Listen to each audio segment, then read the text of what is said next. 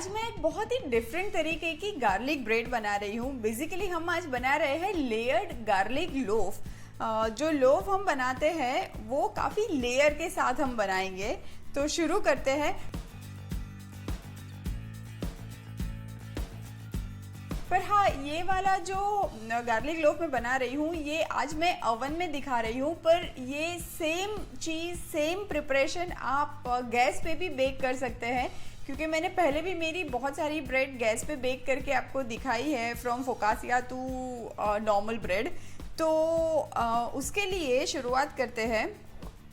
यहाँ पे ये मैंने लिया हुआ है 1 कप मैदा और 1 कप आटा लिया हुआ है। आप ये ब्रेड सिर्फ मैदे से भी बना सकते हैं और सिर्फ आटे से भी बना सकते हैं, पर सिर्फ आटे से टेक्सचर में थोड़ा सा कॉम्प्रोमाइज़ करना पड़ता है।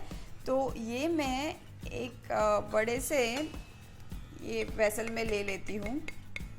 अब मैं इसके अंदर ऐड कर रही हूँ थोड़ा सा नमक। ये मेरे पास 150 ml पानी है, ये नॉर्मल पानी है। तो मैं माइक्रोवेव में ये पानी को हल्का सा लुक वार्म कर लेती हूँ।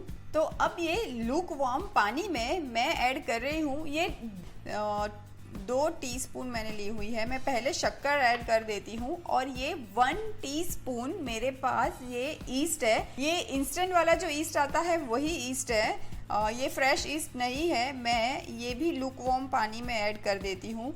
शक्कर ऐड करने से ईस्ट बहुत अच्छे से वो ब्लूम होता है, तो वो हल्के हल्के से बबल आ जाए तब तक हम वेट करेंगे। 5 मिनट वेट करने के बाद वो हल्के हल्के से बबल आपको ऊपर सरफेस पे दिखेंगे।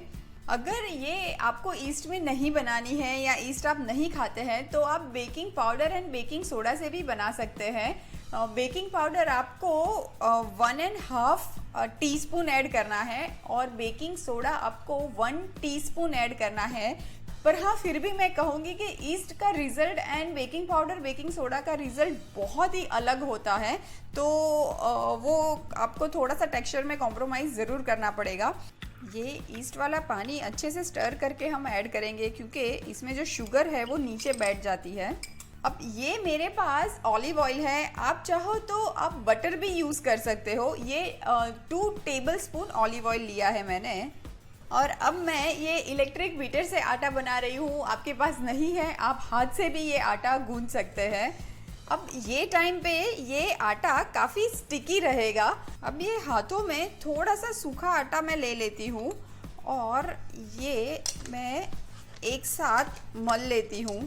अब ये आटा हमें छोड़ देना है कम से कम आधे से 1 घंटे के लिए, ताकि ये अच्छे से इसमें राइस आ जाए और डबल साइज़ का ये आटा बन जाए। तो हम इसको ढक के छोड़ देंगे आधे से 1 घंटे के लिए। जब तक कि हमारा आटा प्रूव होता है तब तक हम 2 काम करते हैं। एक तो मैंने ओवन को प्री हीट करने के लिए रख दिया है 180 डिग्री पे। 10 मिनट प्री हीटिंग के लिए लगेगा और ये ब्रेड बेक होने में कम से कम 20 मिनट लगेंगे। तो उस हिसाब से मैंने ओवन को प्री हीट करने के लिए छोड़ दिया है। और अब मैं बना रही हूँ गार्लिक बटर। तो ये मैंने 30 ग्राम बटर लिया है। ये रूम टेम्परेचर है, ये मेल्ट किया हुआ नहीं है, पर रूम टेम्परेचर वाला है। अप्रॉक्सीमेटली ये 2 टेबलस्पून बटर है। और ये बटर के अंदर मैं ऐड कर रही हूँ ये फ्रेश चॉप किया हुआ गार्लिक है और ये प्याज का हरा वाला पार्ट है, मैं वो ऐड कर रही हूँ। और वैसे बटर सॉल्टी ही होता है, पर मैं फिर भी थोड़ा सा सॉल्ट ऐड कर देती हूँ।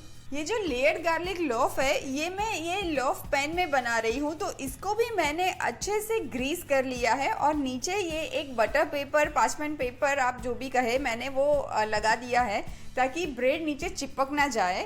तो अब ब्रेड बनाने की शुरुआत करते हैं। ये देखिए हमारा जो हमने डो लगाया था ये अच्छा खासा प्रूव हो चुका है। क्वांटिटी भी इसकी डबल साइज़ की बन चुकी है। अब मैं ये वर्क सरफेस पे थोड़ा सा मैदा डस्ट कर रही हूँ। मैं मैदा ले रही हूँ, आप आटा भी ले सकते हैं। अब मैं हाथों में भी मैदा लगा देती हूँ ताकि आटा थोड़ा सा मलने में प्रॉब्लम ना आए, वरना वो हाथों में भी काफ़ी चिपकने लगेगा। अब मैं ये हाथों से थोड़ा सा पहले फैला लेती हूँ। जस्ट मेक श्योर कि नीचे सूखा आटा या मैदा हो, वरना वो सरफेस पे चिपक जाता है। और अब मैं ये रोलिंग पिन पे, बेलन पे भी थोड़ा सा सूखा मैदा लगा देती हूँ और ये थोड़ा सा फैला लेंगे ऐसे। एक बार ना उठा के भी हम चेक कर लेंगे, वरना ये रोल होके जब लंबा हो जाता है और नीचे जब मैदा नहीं होता है तो वो चिपकने लगता है।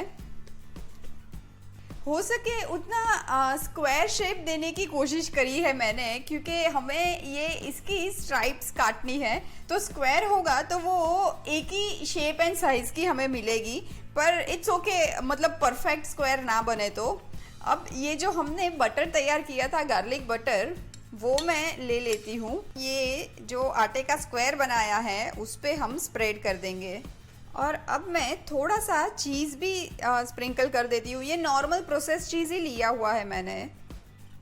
अब हम एक्चुअली ये लेयर्ड गार्लिक लोफ बना रहे हैं, तो लेयर्ड तो बनाने पड़ेंगे उसके, तो उसके लिए हम ये बेली हुई ब्रेड को कट करेंगे। पहले मैं ये सेंटर से कट कर लेती हूँ और अभी साइड से भी कट कर लेंगे। अब ये जो आटा हमने बेला हुआ था उसको छोटी छोटी स्ट्रिप्स में कट कर दिया है। अभी मैं यहाँ पे आपको एक वेरिएशन देती हूँ कि आप चाहो तो ये सिंगल स्ट्रिप भी आप एक बड़ी सी बेकिंग ट्रे लेके उसमें बेक कर सकते हो। शायद वो वाली बड़ी सी बेकिंग ट्रे आपके गैस वाले बर्तन में फिट ना हो तो वो ओवन में ही करनी पड़ेगी, पर हो जाए तो बहुत अच्छा आपको स्नैक मिल जाएगा ब्रेड स्टिक का। अब मैं ये लेयर्ड लोफ बनाने के लिए मैं ये हर एक लेयर को एक दूसरे के ऊपर रख देती हूँ। ये मैं पैर में उठाऊंगी, ये ऐसे लेके अब उठा के ये जो हमने ग्रीस किया हुआ बेकिंग पैन लिया था, लोफ पैन, उसमें मैं रख देती हूँ। ये स्ट्रिप्स थोड़ी सी लंबी हो गई है तो ये मैं वापस से ऐसे हाथों से इकट्ठा कर देती हूँ और फिर बेकिंग पैन के हिसाब से मैं ये रख देती हूँ। अब ये वाली तो सारी मेरे पैन में फिट हो गई है सारी स्ट्रिप्स, तो अब हमें वापस से इसको प्रूव होने के लिए छोड़ देना है, वापस से आधा घंटा देना पड़ेगा। ब्रेड बेकिंग थोड़ा सा टाइम कंज्यूमिंग होता है, पर ट्रस्ट मी एंड रिजल्ट बहुत ही अच्छा आता है। तो वापस से हम छोड़ देंगे ये वाले पैन को आधे घंटे के लिए। ये देखिए प्रूव होके डबल साइज का बन चुका है। अब मैं इसको बेक करने के लिए ओवन में डाल देती हूँ। मैं ऊपर से ये थोड़े से स्प्रिंग अनियन है वो स्प्रिंकल कर देती हूँ। यही टाइम पे आप चाहो तो थोड़े से चिली फ्लेक्स भी आप ऐड कर सकते हो। चलिए मैं भी ऐड करती हूँ। ये टोटली ऑप्शनल है, ये आप अवॉइड भी कर सकते हैं। अब मैं इसको रख देती हूँ ओवन में। ये ब्रेड तो बहुत सुंदर बेक होके बाहर आई है। इसके ऊपर शाइन के लिए मैं एक ऑयल का ब्रश लगा देती हूँ। आप वो गार्लिक बटर जो हमने बनाया था आप वो भी इसके ऊपर थोड़ा सा ब्रश कर सकते हैं। अब ये ब्रेड को मैं सर्विंग प्लेट में निकाल लेती हूँ। पहले हम ऐसे डीमोल्ड करेंगे। ये आसानी से निकल गया है क्योंकि नीचे पार्चमेंट पेपर था ना।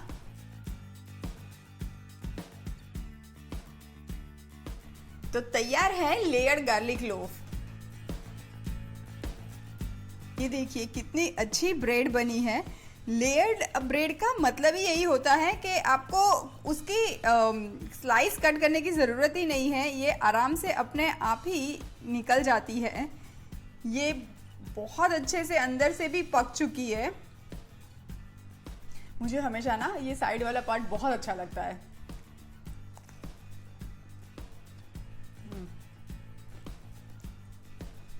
सुपर्ब, इतनी सॉफ्ट भी बनी है। हमने आधा आटा डाला था ना, फिर भी बहुत अच्छी बनी है। So good.